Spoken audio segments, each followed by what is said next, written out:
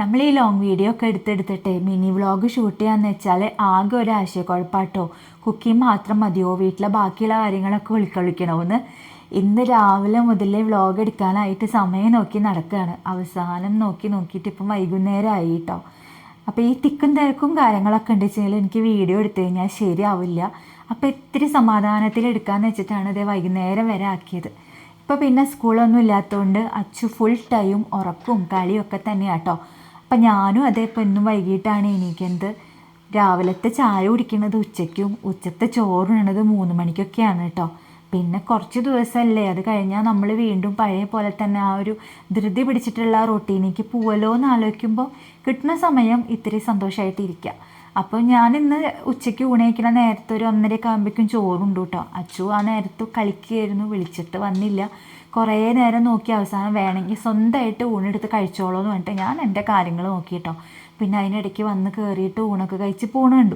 ഞാനിതാ ഫുഡ് വേസ്റ്റൊക്കെ ഈ ഒരു നീല ബക്കറ്റിലാണ് ഇട്ട് വയ്ക്കാറ്. നമ്മളിവിടെ അപ്പാർട്ട്മെൻ്റ് ആയതുകൊണ്ട് ഓരോ പ്രാവശ്യം പാത്രം കഴുകി വരുമ്പോഴും ഈ വേസ്റ്റ് താഴെ കൊണ്ട് കളയാനായിട്ടുള്ള ഒരു മടിക്ക് വേണ്ടിയിട്ട് കേട്ടോ.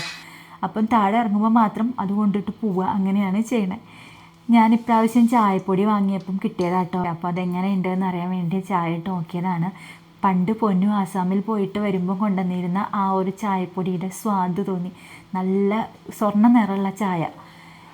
കൊറിയർ വന്നിട്ടുണ്ടായിരുന്നു കേട്ടോ. ഞാൻ കുറച്ച് ബുക്കുകൾ ഓർഡർ കൊടുത്തിട്ടുണ്ടായിരുന്നു. എൻ്റെ കയ്യിലുള്ള ബുക്കുകളൊക്കെ ഞാൻ ഓൺലൈനായിട്ട് മേടിച്ചത് തന്നെയാണ് കേട്ടോ. വളരെ കുറച്ച് മാത്രമാണ് ബുക്ക് സ്റ്റാളിൽ നിന്നൊക്കെ വാങ്ങിയിട്ടുള്ളത്.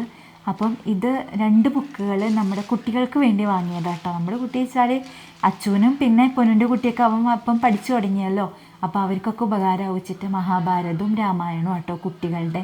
നമുക്കും വായിക്കാം. മഹാഭാരതം രാമായണമൊക്കെ കുട്ടിയായിരിക്കുമ്പോൾ തന്നെ വായിച്ചിട്ടാണ് ഞാൻ മനസ്സിലാക്കിയത് കേട്ടോ.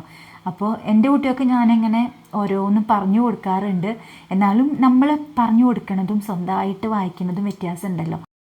അപ്പം അവർക്കൊക്കെ ഉപകാരമായിക്കോട്ടെ എന്ന് വിചാരിച്ചു. പിന്നെ അത് എനിക്ക് വേണ്ടി വാങ്ങിയിട്ടുള്ള 2 ബുക്കുകളാണ് കേട്ടോ.